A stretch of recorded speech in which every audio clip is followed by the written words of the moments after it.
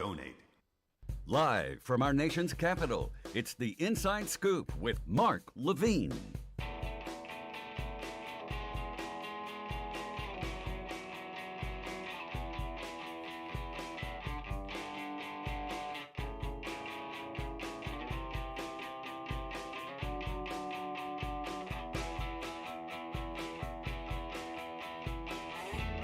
Good afternoon, America. Welcome to the Inside Scoop. I'm your host, Mark Levine, reporting live a safe social distance from Washington, D.C.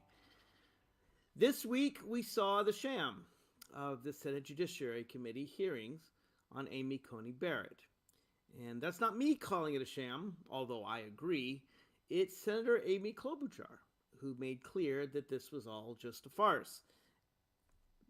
Senators asked the questions. Amy Coney Barrett just didn't give the answers.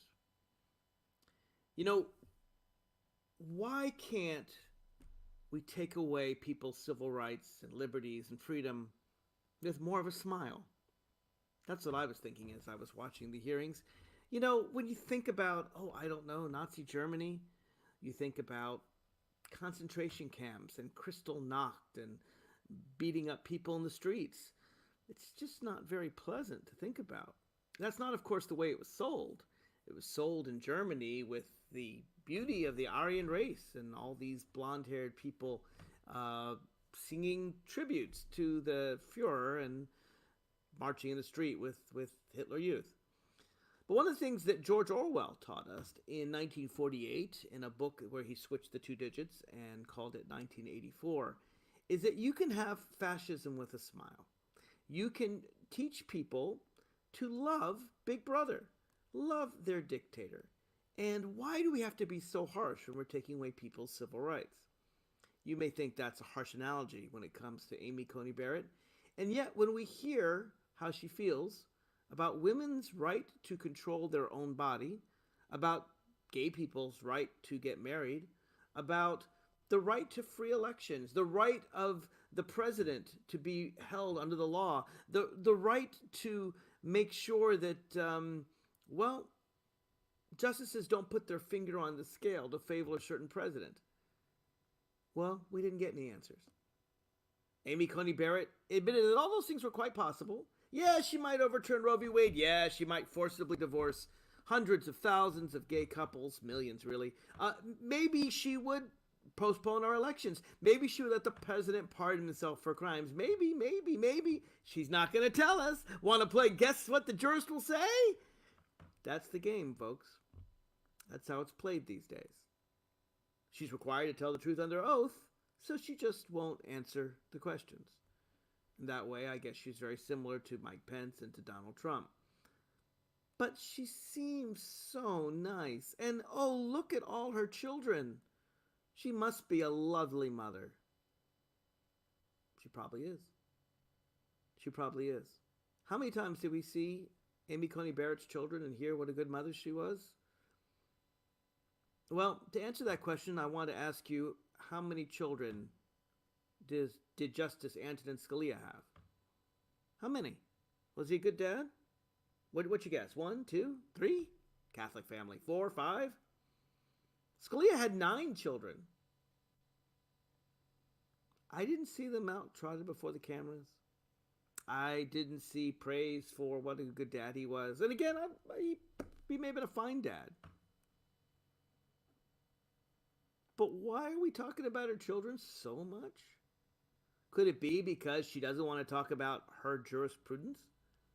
She doesn't want to talk about decisions she's made and will make. She won't tell us what she's going to do on the court. Look over here. She's a fine mom. You can be a fine mother, a fine father, and you can also at the same time vote to take away other people's rights. Indeed, one of the things, the main characteristics of today's Republican Party is they feel victimized if they're not allowed to persecute others. Poor Nazis. It's so hard when you're not allowed to persecute others. For example, look at the Republican idea of religious freedom. Their idea of religious freedom is not wearing a cross, keeping kosher, going to church, doing the things that religious people do, celebrating traditions. No, for them, it's a knock on their religious freedom if they're not able to force you against your will to do everything they want. They want to control your body. It doesn't matter if you're their religion. Tough. They will decide if you have a child, when you have a child. If a rapist rapes you, you're going to have to bear the rapist's seed because our religion says so. And if you don't believe in our religion, tough. Of not allowing us to force our religion upon you is an attack on our religion. I could almost hear the Taliban out there complaining. Now, I'm doing exactly what the Republicans said the Democrats would do. They didn't do it. Maybe they're smarter than I am. They talked about how the judge would take away tens of millions of Americans' health care. And indeed she will, and we will get to that. And that's probably the most important argument. But I'm going to jump right into the Republicans' back seat. They said we're attacking her religion. Well, let me be clear. Let me be crystal clear. If you believe that your religion impels you to violate the United States Constitution, to trample people's civil rights, to take away their religious freedoms in the name of your own religious freedom, yeah, I'm going to attack you. Arguably, I'm attacking your religion. I've long argued religion should be a shield and not a sword. That the only way to guarantee that everyone has the freedom of religion is to not allow those of us to use religious beliefs to impose them on someone else. The minute you allow one person to impose their religion on someone who doesn't share it, that takes away their religious freedom. It's the only way to understand the First Amendment that says you cannot establish a religion nor prohibit the free exercise. Because the moment your free exercise establishes a religion for someone else, yeah, they ain't free. Even if they do it sincerely and with a smile. I know Amy Coney Barrett sincerely and honestly and sweetly and religiously believes that I should be in jail. She thinks I'm a good person, I'm a fine person, but she believes it's perfectly fine for states to round up gay people and to put us in jail for 20 years. That's what Scalia felt. That was the Bowers v. Harvard case, 1984. 20-year penalty for gay people. For gay people who have sex. Straight people, it's fine. Even though the law, by the way, the Georgia law said that everyone who had sex outside of marriage goes to jail for 20 years. But it was fine, Scalia said. Amy Coney Barrett's mentor said. It was fine to just put the gay people in jail. We don't want to put straight people in jail. That would be wrong. So what's Amy Coney Barrett's point of view on that? Well, she says, I'm different from Antonin Scalia, my boss and mentor. How am I different? I'm not going to tell you. Want to play guess? Let's guess whether gay people will be rounded up, put in jail. Let's guess whether I'm going to forcibly divorce all gay people from getting married. Let's just guess whether or not I would say that transgender people don't have the same rights as, well, all those people who have the body parts that she approves of. Oh, and women? Yeah, let's just guess whether or not you'll be able to control your own body. Now, the Fourth Amendment to the Constitution says that people have a right to be secure in their persons against unreasonable searches and seizures. I've always read that to mean that the government can't go and invade your body and force you to do something with your body that you don't want to do. Unless you've committed a crime or something, then they can throw you in jail. What's Amy Coney Barrett's view? Got me. I don't know. After the break, we're going to play some snippets from Ruth Bader Ginsburg's confirmation hearing, where she forthrightly told her view about abortion. And then we're going to play I don't know what you want to call it, the dodges, the weaving. Like a good, smart boxer, and she's not stupid, she basically avoided answering any question. On abortion, on gay rights, on guns. She did say, she's let this one slip through though. She did say that if you are an ex-felon, you've served your time, and you want to vote, that's really dangerous. We shouldn't let you vote. You got to be a virtuous person to vote. I read virtuous to be a synonym for white. After all, that's what Jim Crow laws did, right? Oh, you're not virtuous. You haven't paid your poll tax. You haven't read and memorized the Constitution and explained the rights of the details of habeas corpus. We didn't allow you to have an education either. You're not virtuous enough, you can't vote. But Barrett makes clear that even if you're an ex-felon, you've committed crimes, you've beaten up people, you still get to have your gun. Because we all know that it's not dangerous for people with a long history of violent felonies to carry weapons of mass murder, but it'd be really dangerous to let them vote. Hey, but she seemed really nice, and she's got a beautiful family. Really a very pleasant young person. Will they put her on the court? We'll be right back after this.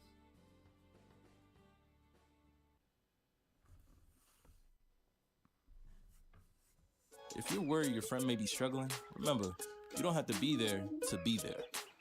You could. Well, hello, Facebook audience. I'm revved up again. Oh, it's frustrating. It's frustrating. You know what? You know what I do every morning? I'll talk about this on the air. I guess I should give you all the initial stuff. Just tell you what, we're going to take a break for 3 minutes. Spread the word. Spread the Facebook post, Periscope, Twitter, whatever you're watching on. Let people know. And I'll be quiet so you can help spread the word. I got a lot to say coming back after the break. Talk to you soon. Whatever gets you talking. Whatever gets you talking. Reach out to a friend about their mental health. Learn how you can help at seizetheawkward.org. Brought to you by the Ad Council, American Foundation for Suicide Prevention, and the JED Foundation. I was in the middle of the Atlantic Ocean when it happened. There was a sudden jolt and our submarine crashed on the seafloor. We were in total darkness. That's Dr. Dejana Figueroa, a marine biologist and STEM teacher, talking about a deep sea dive she'll never forget. It's funny, when I was a kid, I was afraid of the ocean. And there I was, 2 miles below the surface. But as a scientist, you prepare for that. Using our training and a little creativity, we fixed the sub and finished our experiments. The dive was just too important. Every dive gives us glimpses at things few people ever get to see. Glowing creatures, fiery undersea volcanoes. When we got back to the surface, I kissed the ground and called my mom, of course. But you know what? I wouldn't trade that dive for anything. Dr. Figueroa uses her passion for STEM to discover new things and make the world a better place. She can STEM, so can you. Check out She Can STEM for more stories and inspiration. I'm Rick Smith, and this is Labor History in 2. On this day in labor history, the year was 1990. That was the day that President George H.W. Bush signed the Radiation Exposure Compensation Act. Worker safety at the Nevada nuclear test site had been sacrificed during the Cold War era, as the United States rushed to keep pace with the Soviet Union's nuclear arsenal. The result was an increase in cancers, including leukemia, from workers being exposed to deadly radiation. For more than a decade, these workers tried to get Congress to pass legislation for compensation for radiation sickness. Uranium miners from states including Nevada, Utah, Arizona, New Mexico, Colorado, and Wyoming also joined the effort, filing a suit against the government. The courts ruled against the workers, ruling that national security needs trumped the safety of workers. Democratic Representative Wayne Owens from Utah sponsored a bill to give the workers compensation. In a statement carried by the New York Times, Representative Owens called the bill, quote, an apology to those people and their heirs on behalf of the government and the American people that were subjected and sacrificed for the Cold War nuclear weapons. President Bush explained the scope of the act at the signing ceremony, saying, quote, the bill provides compassionate payments to persons with specified diseases who fear that their health was harmed because of the fallout from atmospheric atomic testing at the Nevada test site. Regardless of whether causation can be scientifically established, the bill entitles each person meeting specific criteria to a payment of $50,000. Uranium miners meeting separate criteria will be entitled to compassionate payments in the amount of $100,000. The bill established a $100 million fund for the workers and residents who lived downwind of the Nevada test site. He's a Bible-quoting, Constitution-loving, flag-waving, red-blooded liberal American. He's Mark Levine. Give him a call now at 888-488-MARK. That's 888-488-6275. Welcome back to the Inside Scoop. I'm your host, Mark Levine. Weighing like a dark cloud over the entire confirmation hearings for Amy Coney Barrett was the fact that they shouldn't be happening in the first place. Had Republicans done what Lindsey Graham swore up and down, I would say on a stack of Bibles, but he actually did worse. He said, "Mark my words, you can use this tape against me. I will never violate it. And if I do allow a sitting president to put in a justice in his last year of a term, put it down, call me a hypocrite. I'm an evil, terrible person." Okay, he didn't say those last few words, but he basically said the rest. But we all know Republicans were never about principle. This is about pure power. And by the way, just so you understand, the Republican principle has nothing to do with the president being in the last term. No, the rule is something like this. When there's a Democratic president and a Democratic Congress, justices get confirmed.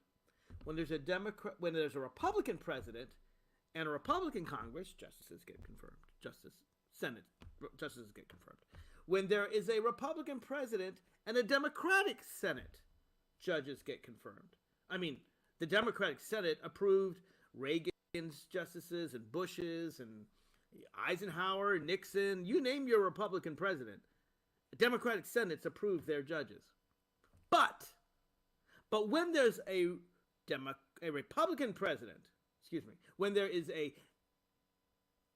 Democratic president and a Republican Senate, no justices get confirmed. None. Nada. Right? Under Barack Obama, the Republican Senate refused to affirm any of his justices. Well, what about under Bill Clinton? The Republican Senate refused to confirm any of his justices. Well, let's see. Before Clinton, Jimmy Carter served 4 years. Yep. No justices. Well, Franklin Delano Roosevelt, Harry S. Truman. Yeah. When the Republicans had the Senate, Truman got no justices. Now, the Democrats obviously approved their own president. Well, wait a minute. Surely a Republican Senate has approved a Democratic president's justice, Mark. I mean, you went down and you looked at all of them, right? Of course I did. You know I like to do things like that. So who was it? Roosevelt? Wilson? Well, it is true that a single Democratic president in all of American history had a Republican Senate approve his justices. And that famous Democratic president? Grover Cleveland. Remember Grover? You don't remember Grover? Oh, you're not 125 years old? Oh, well then you may not remember Grover Cleveland. Yeah. Democratic president, Republican Senate. The only Democratic president. So what we have is kind of a one-way ratchet here. A one-way ratchet of court packing, right? The reason why Donald Trump has approved more judges in his 4 years than Obama has in his 8 years is really quite simple. The Republicans said to Obama, "Oh, we're not approving your judges." But to Donald Trump, they gave a whole bunch of empty slots that, boom, they've been filling. You know, they haven't been passing many laws. They haven't done a lot of COVID relief. They haven't done really anything you care about. Immigration reform. Oh, remember that Republican health care plan that was going to protect your pre-existing conditions that's coming tomorrow? And if not tomorrow, next week. And if not weeks, next month. And if not next month, sometime in the next century. Yeah, they never put forward that either. But judges? They love judges. Boy, do they love judges. They've been putting in judges younger and younger. Who wants a judge in their 60s or their 50s or their 40s? Let's put in judges in their 30s. They've never tried a case? Don't worry about it. They've been rated unqualified. By the way, there's a certain level of judges' rankings.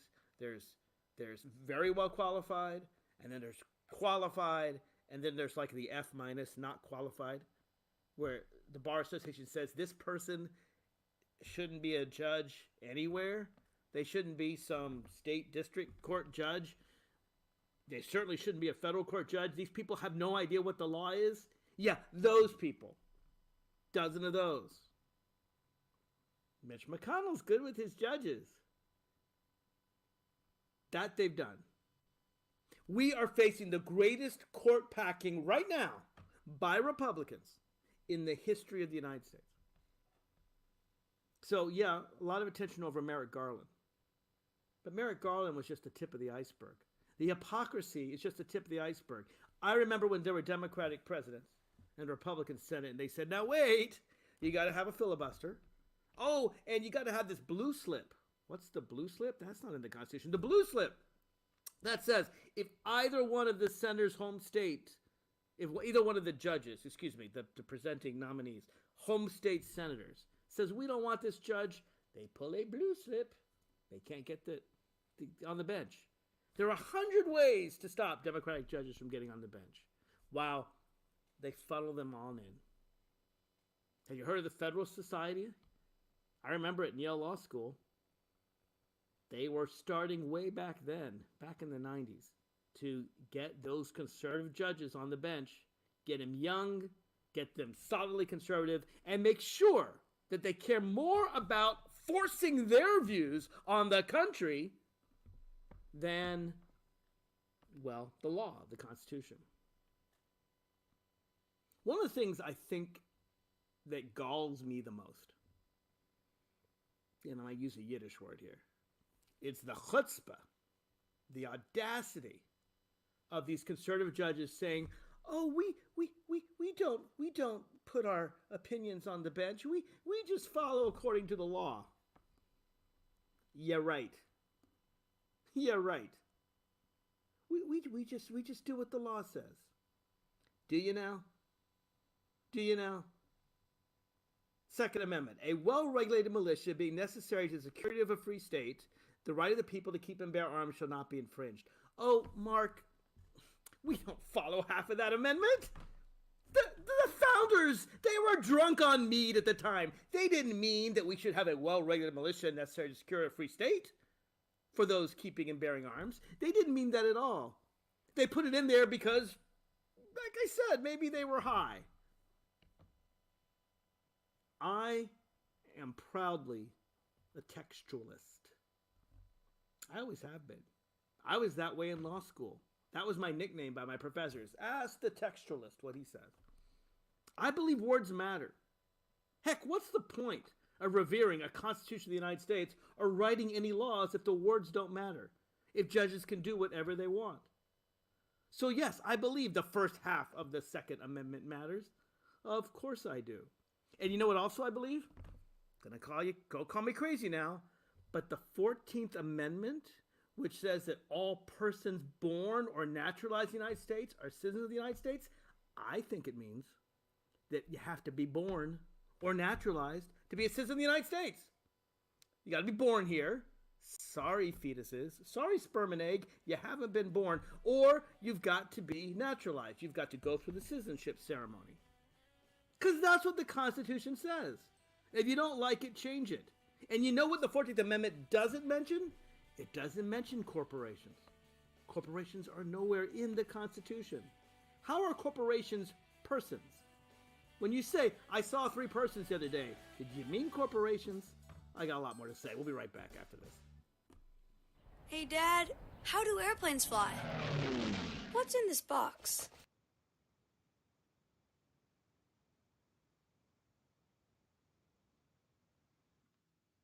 I get into my rant and then the commercial comes.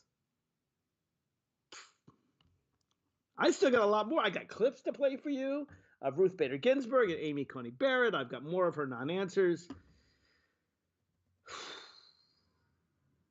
And I'd like to try to take some of your calls too, but I don't know that I'll have time. We'll see. If after my rant I can take some of your calls, I will do so at 888-48-MARK, 888-48-6275, but it won't be in the next segment. So stay tuned. A lot more to say. Hey, you can also write questions on Facebook, and I'll take a look at those there. Words. Like I said, kids are curious. It's up to us to keep them safe. Brought to you by End Family Fire, Brady, and the Ad Council. Wake up and text. Text and eat. Text and catch the bus. Text and miss your stop. Wait. Text and be late to work. Sorry, I'm late. Text and work. Text and pretend to work. Text and act surprised when someone calls you out for not working. Who, me? Text and meet up with a friend you haven't seen in forever. Hi. Oh, hey. Text and complain that they're on their phone the whole time. Text and listen to them complain that you're on your phone the whole time. Ugh. Text and whatever. But when you get behind the wheel, give your phone to a passenger. Put it in the glove box. Just don't text and drive. Visit StopTextsStopWrecks.org. A public service announcement brought to you by the National Highway Traffic Safety Administration and the Ad Council.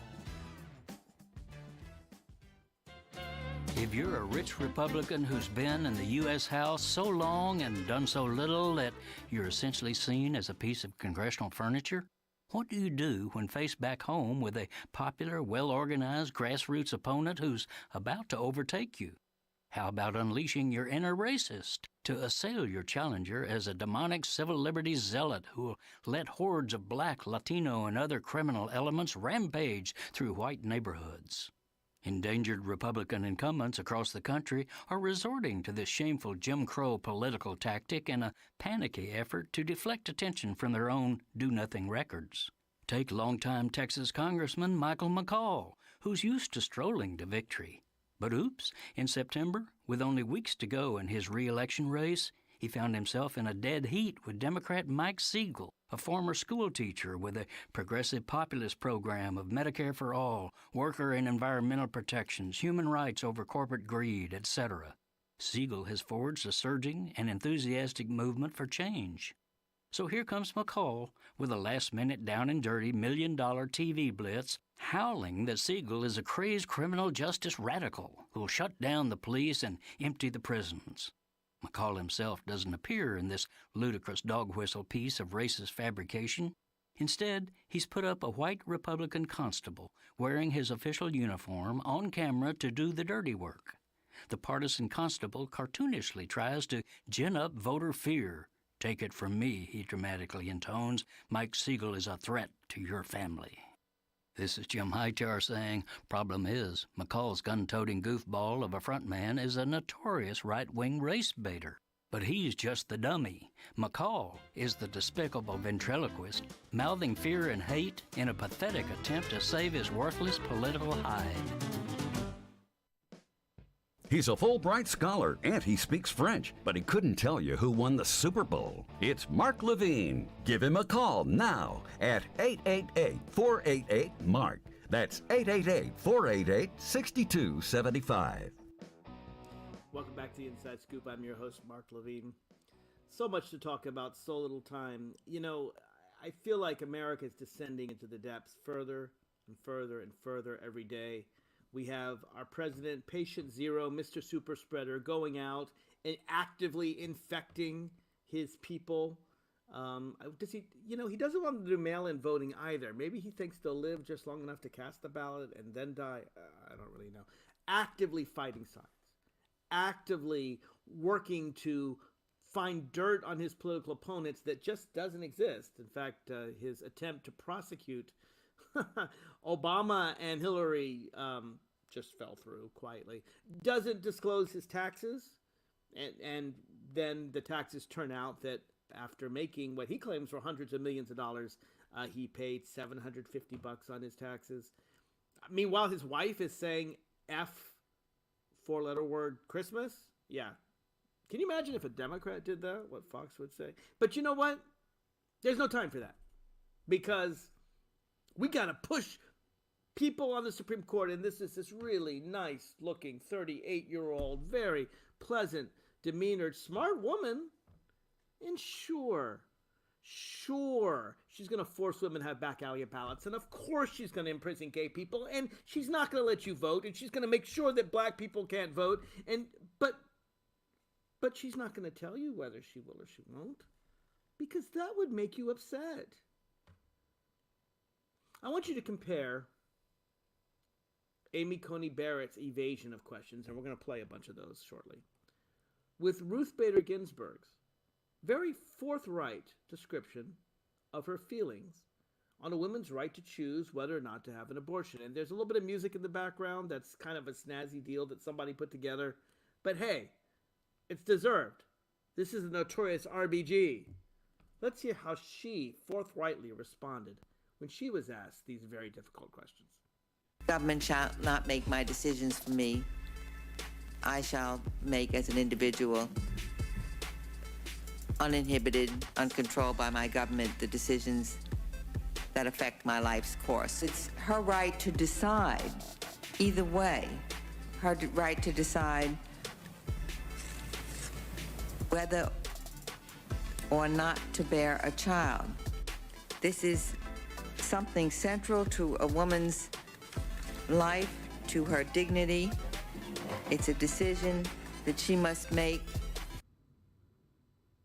Now, this is during a confirmation hearing. This isn't some speech after she's justice. This is some confirmation hearing. Yeah, there's a Democratic president, a Democratic Senate. But she's making it clear. She believes women actually get to decide what happens with their own bodies.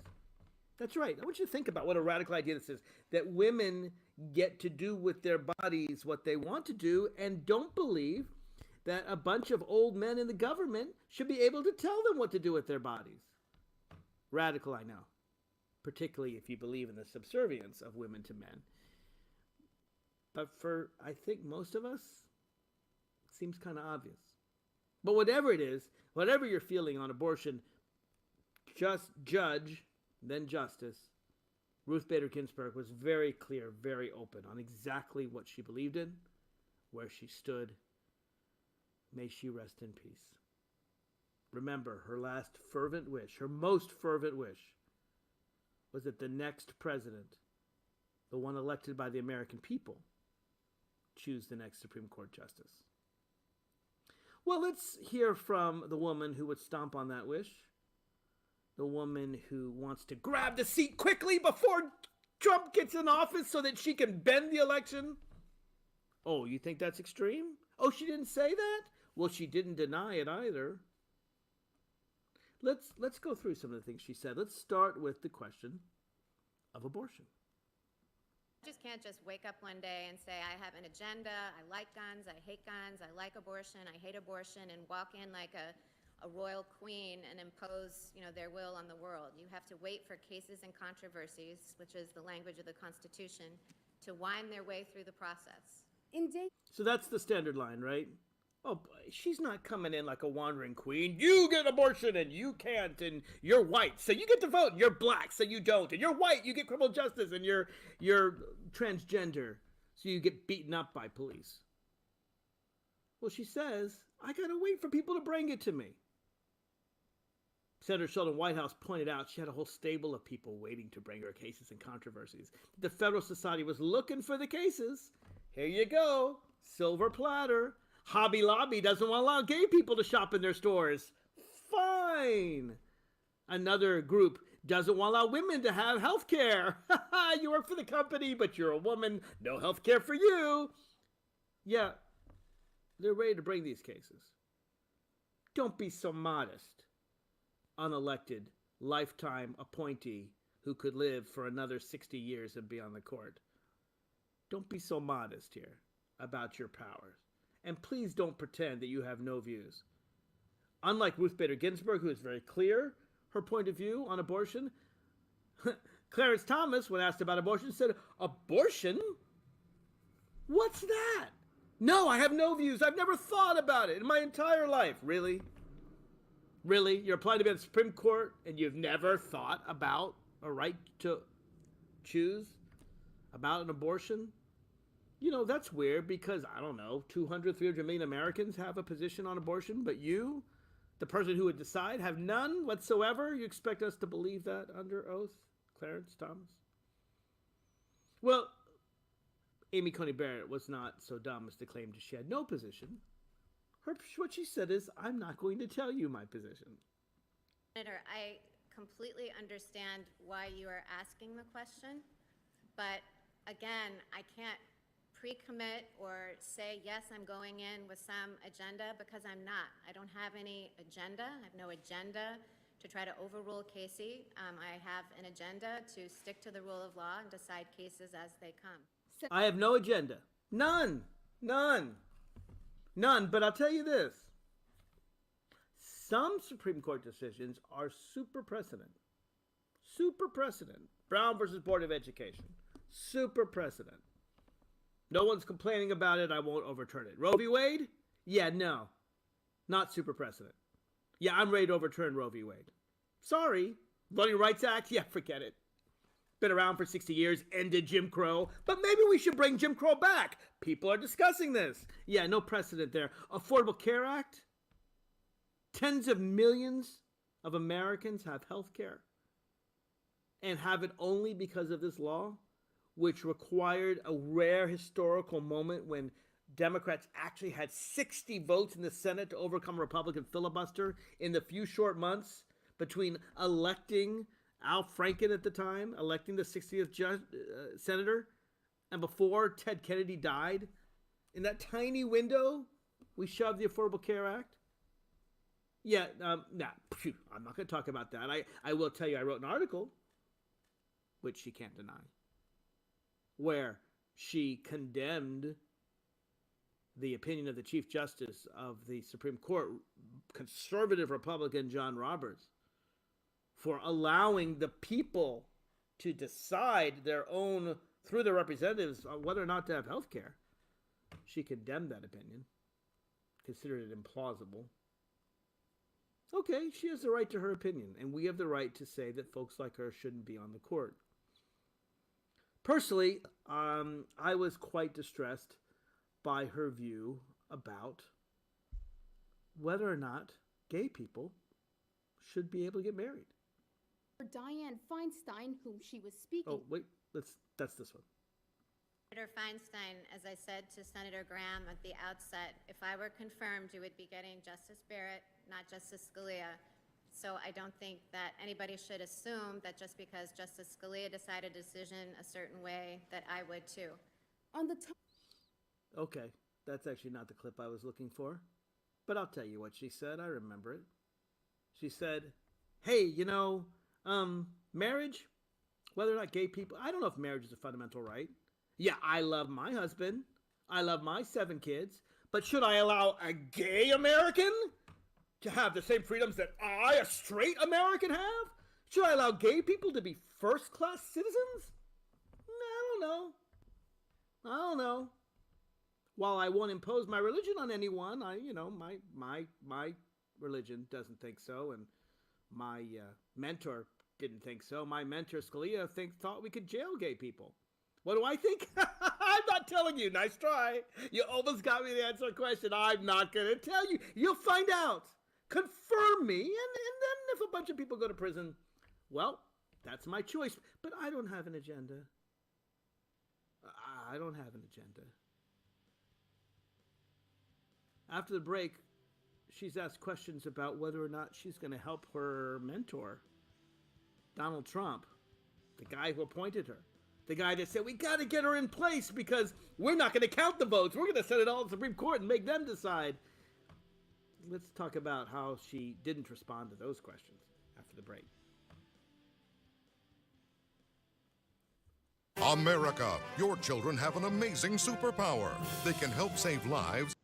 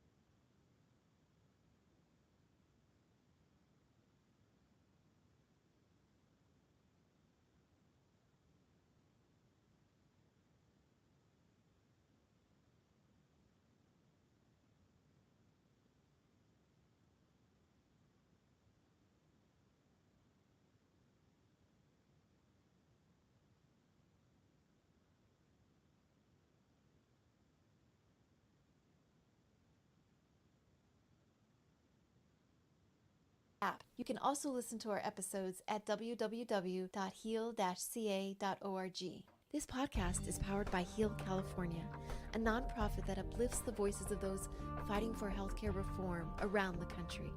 Until next time, stay healthy. Never confuse Mark Levine with right-winger Mark Levin. The second E stands for empathy, which the other Mark lacks. Give him a call now at 888-488-MARK. That's 888-488-6275. Welcome back to the Inside Scoop. I'm your host, Mark Levine. A friend of mine said to me as I was raging on about the hearings, he said, she's going to be approved anyway. What are you so complaining about? There's no hope. Republicans said they were going to approve a nominee before she was chosen.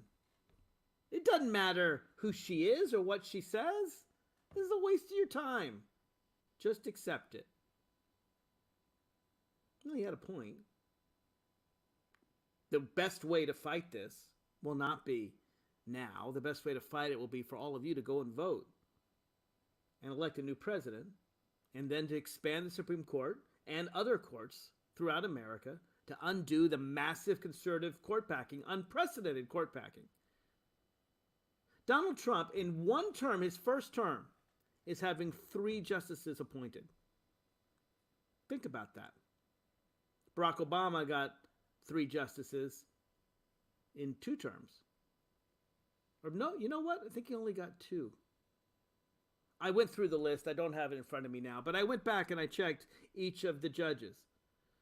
George W. Bush got 3, I think. Ronald Reagan got 3 in 8 years. Jimmy Carter got 0. Bill Clinton got 2. Anyway, I went back to find out what president actually got 3 justices in just his first 4-year term. And I went back and I went back and I went back 100 years and couldn't find any. I know George Washington did because he appointed the first court. But it's been a century. And it's only because of manipulation. Obama got 2, Mark Grimaldi. So Obama got 2 in 8 years and Donald Trump gets 3 in 4? Doesn't make sense. Well, because Merrick Garland was supposed to be Obama's 3rd judge. And then Donald Trump would have been lucky to get 2 in 4 years. And Obama to only get 3 in 8. Right?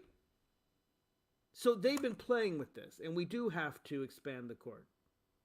So why am I so concerned about Amy Coney Barrett? Because I don't want folks to be misled. Because she looks like such a nice person. So I've been going through the tea leaves of her hearing and found some very interesting tea leaves. When you're a constitutional lawyer, you can catch some things. Like that she said that you have to be virtuous to be a voter. Virtuous. See, I thought every American citizen had the right to vote. What do I know? I mean, I know American history.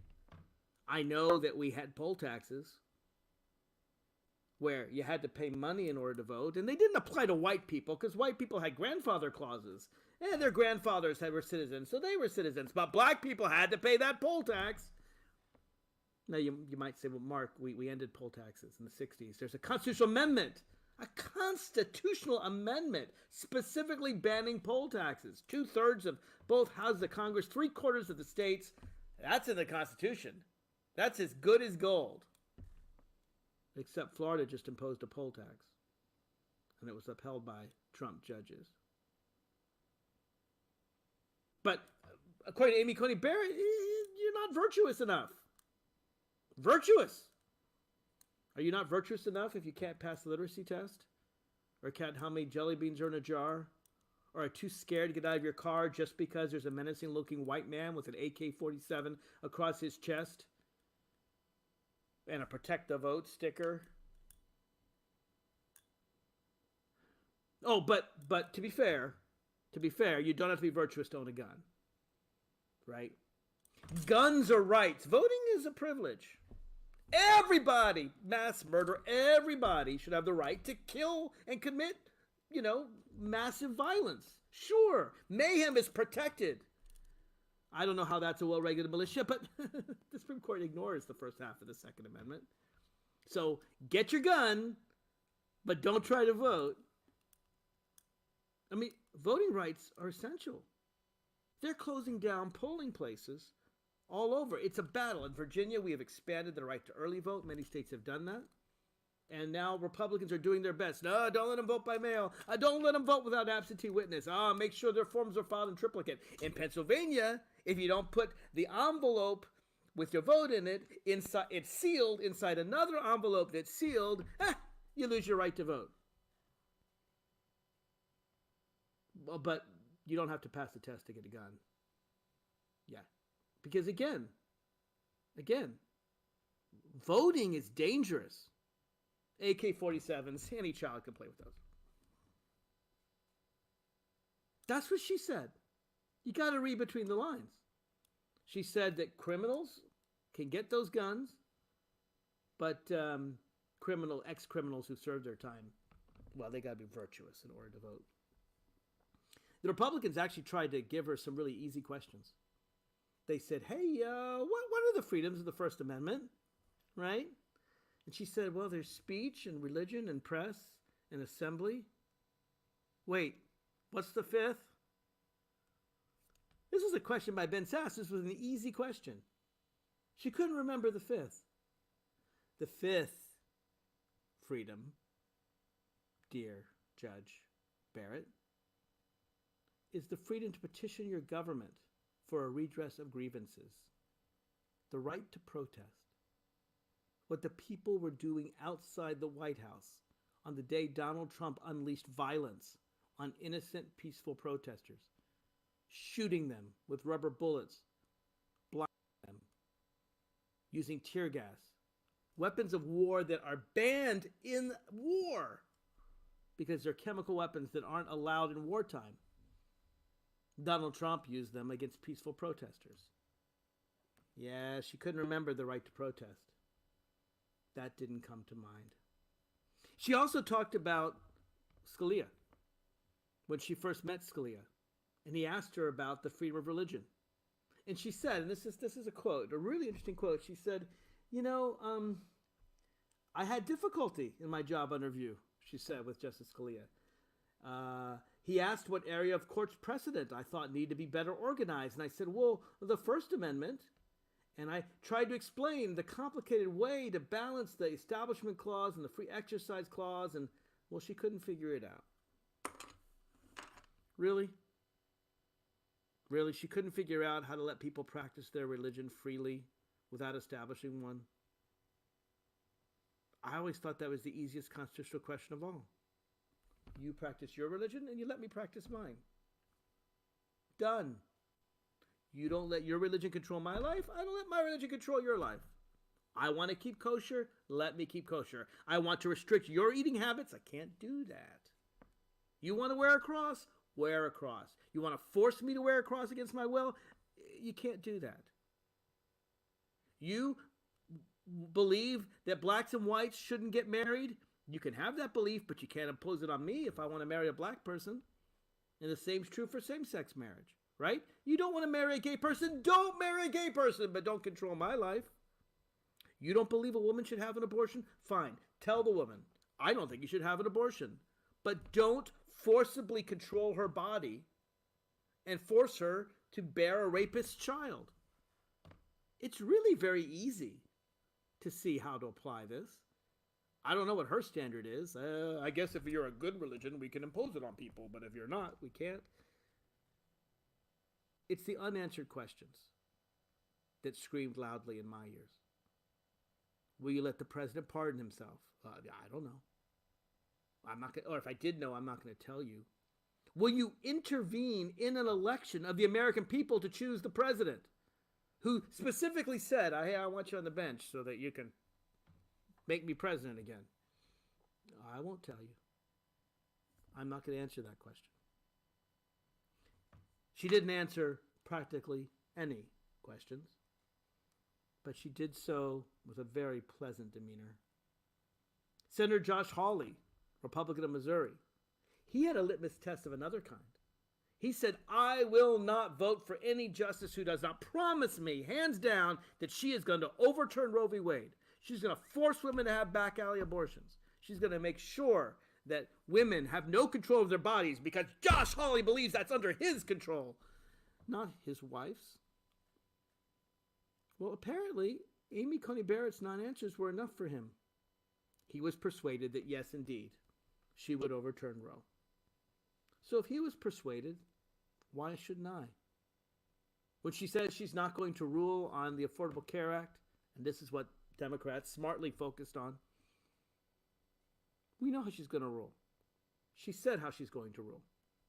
She said that it's unconstitutional. She said it in an article. She said it in black and white. She said that Chief Justice Roberts shouldn't have saved it. Amy Coney Barrett says she's not some queen with an agenda. Yeah, then why are you striking down democratically elected laws that took us years to get there? Amy Coney Barrett needs to have the same modesty in her judicial reading, in her judicial rulings, that she has in her presence and her dress. She seems like a really nice person, if only she has the same respect for American civil rights as she does for being polite. This is Mark Levine signing off.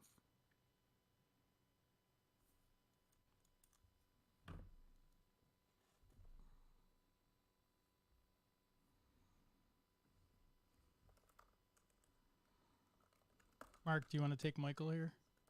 Sure. Okay. Hey, Michael, how are you? Hello.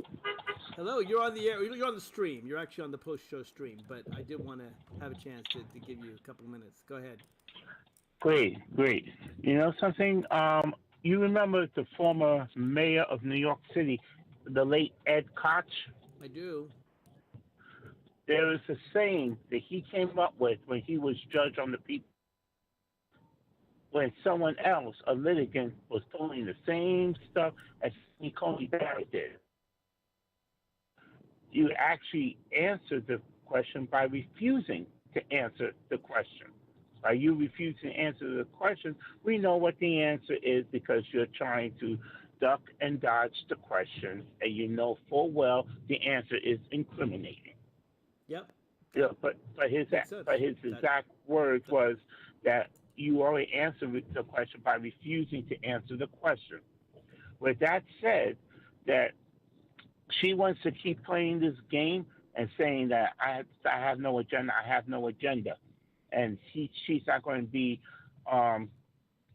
Trump's assistant and all that. That's all it's sort of going to come down to, that she won't be seen as a Supreme Court justice, but rather Trump's special assistant, assuring him whatever he wants, no matter how unlawful or unconstitutional it is. And so my suggestion to the Democrats in the Senate, and Mark, I know you're in the House of Representatives as a delegate, but you still have the Virginia House, not Congress, but go. Oh, ahead. you're the state. Oh, you're the state, right? Right. Yeah. Oh, my apologies. That's but right. Let me ask you: do you have dialogue with anybody in the Senate or the House of Representatives? Sure I do. Of course, both Virginia senators are Democrats, just like both the New Yorkers, and I think they're doing all they can. But I do want to expand the court, if that's your question. No, that really wasn't my question because that's already been covered. But I was wondering if you can give them a message from me and tell them that my suggestion to hold all those GOP senators, hold Trump and Ms. Coney Barrett accountable as if to put them on trial and notice.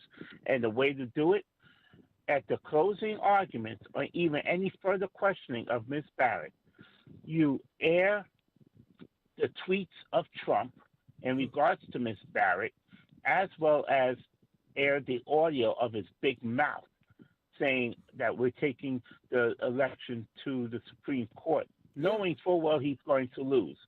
Put that on there sort of directly. I forgot which senator did that, but I did watch a lot of the hearings, and some of them did share Trump's tweets and say, we're going to have this election and we want you to be a part of it. And she just gave a non-answer. Well, that's, I'm not Donald Trump. And, did they? I'm not. Did they share? What I'm going to do. But my question is, did they actually show the tweets like on the big screen? I don't remember them doing that. I think they just quoted them, but I didn't watch every moment of the hearing, so I don't know whether that happened or not. But I get your point. Look, at this point, but also, I think no one's fooled by this. Every Democrat knows who she is, and every Republican knows who she is too. We all know she's going to overturn Roe v. Wade. We all know that she's going to impose her religious sensibility on those that don't share it. We all know that she's going to be bad for voting rights. I mean, the hearing, as Amy Klobuchar, as I began, said it was a sham. Everyone knows what she stands for. She's not going to tell us. She's not going to be as forthright as Ruth Bader Ginsburg. So it's all just kind of a sad joke, and all it made me think of is Election Day can't come soon enough. 3 weeks minus 2 days, and counting. And thank God it's around the corner. And that's I'm sublimating my anger into getting out the vote in now, because people are voting now, all the way to November 3rd. So appreciate your call, Michael. Always do. You have a great evening. Take care. Appreciate y'all listening as well. It's always good. And hey, folks, 2 more Thursdays and then Election Day. Wild, isn't it? We can finally get rid of the orange monster. Oh, you know what? I don't know that I should use the word monster. It's the word that Donald Trump used about Kamala Harris. But not so sure what she's done that's monstrous. Don't get me started on what Donald Trump's done. That's it for today.